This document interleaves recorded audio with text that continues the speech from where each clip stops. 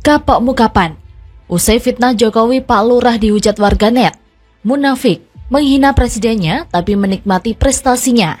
Ditulis oleh tim redaksi jurnal dari berbagai sumber. Tapi masih banyak publik, terutama juga dari survei, yang menganggap bahwa kebebasan berbicara masih kurang dikit. Kebebasan apa yang masih kurang? Orang memaki-maki presiden, orang menghina presiden, orang mengejek presiden, orang mencemooh presiden juga tiap hari kita dengar. Dan bisa dibaca tiap hari. Orang mendungu-dungukan presiden juga kita tiap hari kita dengar, kita lihat. Biasa aja, mau seperti apa lagi sebetulnya yang kita inginkan. Demokrasi yang sangat liberal sekali menurut saya kita ini, meskipun kita ini orang timur. Tapi saya yakin isu PKI ini adalah isu yang paling mudah, paling murah untuk mempersatukan dan mendiskreditkan orang, Pak. Yang kedua, PDI Perjuangan lah. Kenapa? Karena PDI Perjuangan lah partai yang paling konsisten, yang paling berani untuk tidak populer, Pak. Selalu memperlihatkan komitmen dan politik afirmatif, menjaga, melindungi wong cilik yang termarginalkan. 45 tahun kami setia menjaga. Tanpa syarat, walaupun apa, stigmanya kan dibilang partai komunis, partai kafir. Tapi alhamdulillah insya Allah kami tetap istiqomah, Pak. Kita tahu mana jalan yang benar dan mudah-mudahan Tuhan Allah Subhanahu wa Ta'ala menyertai kita semua. Apakah merasa lebih hebat karena sudah memperoleh Presiden Republik Indonesia? Presiden Jokowi bukan hanya presiden bagi para pemilihnya, tapi adalah presiden seluruh rakyat Indonesia. Selayaknya setiap warga bangsa mempunyai etika untuk menghormati kepala negaranya. Jadi memang kita sebar-sebarin aja pokoknya yang berita-berita hoak Pak Jokowi PKI, berita hoak Pak Jokowi itu orang Tionghoa, itu kita sebar-sebarin. Saya sebar-sebarin melalui BlackBerry. Semua saya rasa sudah tahu lah kalau saya sebar-sebarin.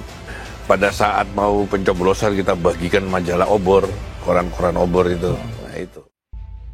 Usai fitnah Presiden Jokowi, pegiat media sosial dengan akun Pak Lurah ramai dihujat warganet. Seorang warganet menyebut akun Pak Lurah itu munafik lantaran menghina presidennya tapi menikmati prestasinya atau hasil kerja Presiden Jokowi. Mulanya, pegiat media sosial dengan nama akun Pak Lurah buat geger publik lantaran dirinya menyebut Presiden Jokowi pernah kunjung makam atau kuburan tokoh PKI. Selain itu, pegiat media sosial dengan nama akun Twitter Pak Lurah itu juga membagikan foto lawas Jokowi mengenakan baju kotak-kotak sedang duduk di depan nisan bertuliskan Wijianto Notomiharjo. Akun Pak Lurah itu menuding Wijianto Notomiharjo merupakan salah satu tokoh PKI. Ia bersikeras percaya bahwa makam yang dikunjungi Presiden Jokowi itu makam tokoh PKI. Akun Twitter @negerikolam dengan nama Pak Lurah dikutip terkini.id pada Jumat 10 Juni 2022 menyebut jika Jokowi nyekar di kuburan Wijianto Notomiharjo, salah satu tokoh teras PKI, adalah sebuah fakta. Selain itu, akun Twitter Pak Lurah itu juga mengunggah foto buku yang berjudul Jokowi Undercover, buku berwarna hitam yang dipercayainya sebagai bukti tuduhan tersebut. Pegiat media sosial itu juga menyebutkan bahwa buku itu merupakan tulisan yang berupaya untuk melacak jejak pemalsuan diri Presiden Jokowi. Kemudian, dirinya juga membagikan link video berupa tudingan kepada Presiden Jokowi. Tujuannya untuk meyakinkan warganet bahwa benar Jokowi merupakan tokoh dengan latar belakang PKI. Akun Pak Lurah itu pun menyebut Jokowi secara tidak sadar menyebut nama Notomiharjo. Lantas saja, cuitan dan unggahan foto itu menuai banyak perhatian warganet. Pasalnya, Partai Komunis Indonesia atau PKI merupakan partai terlarang di Indonesia. Banyak warganet percaya dengan kabar yang disampaikan akun Twitter Pak Lurah itu. Bahkan, komentar-komentar dalam cuitan itu pun menandakan bahwa tidak sedikit pun warganet terpengaruh. Seorang warganet dengan akun Twitter @jjj2468263 terpengaruh dengan kabar itu. Ia mengaku merasa dikhianati dan percaya bahwa Presiden Jokowi menyembunyikan identitas aslinya. Usai diwartakan oleh terkini.id, kini warganet ramai-ramai hujat cuitan Pak Lurah. Salah satunya ialah warganet dengan nama akun Purwohadi. Ia mengirimkan foto Presiden Jokowi dengan tulisan yang menyinggung cuitan Pak Lurah. Komentar warganet atau Babe Makassar Terkini.id menyatakan bahwa cuitan akun Pak Lurah adalah sebuah tindakan yang munafik. Dia menghina presiden namun ikut menikmati hasil kerjanya dan prestasi Jokowi dalam membangun Indonesia. Rasanya ingin tertawa terbahak-bahak melihat kelakuan kadal kurun yang hilang otaknya seperti akun Pak Lurah satu ini. Betapa lucunya dan getolnya dia menghina Jokowi, menghasut orang lain agar membencinya, tapi dia sendiri menjunjung tinggi gubernur radikal dan intoleran seperti Anies Baswedan. Saya pikir orang semacam kadrun yang ngomongnya hanya pakai dengkul, gak pakai logika itu perlu dipertanyakan. Kelompok sakit hati dan kadrun tak pernah memahami kinerja Jokowi untuk Indonesia. Mereka pasti tertrigger dan sakit hati lalu melontarkan narasi politik busuk mirip bangkai. Yang mereka tahu hanyalah Jokowi antek PKI, antek asing, dan tukang kriminalisasi ulama. Di otak mereka yang mini itu, Jokowi harus turun tahta. Kalau memang Jokowi antek PKI, lah nggak bener DKI itu apa? Rekam jejak kebusukan sponsor Formula E itu nyata. Faktanya masih pakai sponsor bir tuh, masih pakai sponsor Bank Cina tuh, juga masih pakai sponsor minuman orang kafir. Malah yang terbaru, balapannya terang-terangan dukung LGBT legal. Apa gemblung itu akun Pak Lurah? Situ cuman bisanya ngatain doang, tapi aslinya busuk. Yang menyayangi Jokowi pasti memahami apa yang sudah Jokowi bangun untuk negara ini. Antusiasme warga saat dikunjungi Jokowi tidak pernah dibuat-buat, apalagi bisa disetting dengan imbalan nasi bungkus pakai karet 2. Sedangkan junjunganmu Trun cuma bikin blunder di Jakarta. Dasar kadrun dungu-dungu. Duar. Tuyul Ancol mau dicopot, Komut Ancol Thomas Lembong sebut Anies Baswedan bakal rombak direksi dan komisaris Ancol. Tuyul Ancol mau diganti atau diberikan jabatan yang lebih tinggi lagi nih. Ditulis oleh tim redaksi jurnal, dikutip dari berbagai sumber. Gubernur DKI Jakarta Anies Baswedan disebut telah merestui perombakan Dewan Direksi dan Dewan Komisaris PT Pembangunan Jaya Ancol. Komisaris Utama dan Independen PT Pembangunan Jaya Ancol, Thomas Trikasih Lembong, mensyukuri hal itu. Thomas membeberkan akan ada perombakan besar-besaran di Dewan Direksi Ancol, namun tak tertutup kemungkinan Dewan Komisaris juga diganti. Thomas mengaku lelah dengan Dewan Direksi Ancol saat ini yang terlalu berpolitik untuk kepentingan pribadi ataupun kelompok, tidak kompak dan saling sabotase. Hal itu lantas menyebabkan Ancol tidak berkembang.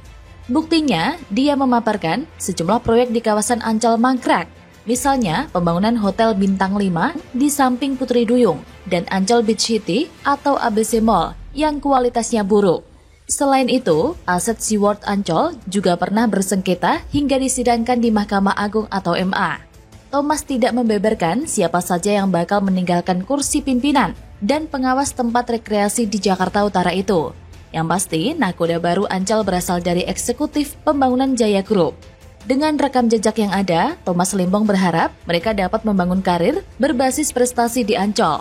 Misalnya dengan mengembangkan sektor bisnis baru, seperti wisata bahari. Jika dilihat, ada 3 dewan komisaris yang menduduki kursi tertinggi di PT Pembangunan Jaya Ancol. Ada Thomas Trikasih Lembong sebagai komisaris utama dan independen, Giz Khalifa sebagai komisaris, dan Trisna Mulyadi juga sebagai komisaris. Jika melihat pernyataan Thomas, fakta pergantian Dewan Direksi tersebut lebih mengerucut pada Giz Khalifa, yang mana sering menyuarakan pernyataan-pernyataan yang politis. Komisaris Ancol yang disebut sebagai pental korek atau tuyul Ancol oleh netizen ini seringkali mengatakan para pendukung Jokowi adalah otak dikit. Padahal dia sendiri rambutnya pun bukan lagi dikit, tapi tidak ada. Tapi apakah benar tuyul Ancol akan diganti? Ataukah sebelum gak benar lengser malah akan ditaruh di posisi paling tinggi sebagai upah pemujanya? Entahlah. Tapi jika diperhatikan, tuyul Ancol ini bakal diamankan. Soalnya tuyul Ancol itu adalah orang kepercayaan Anies Baswedan.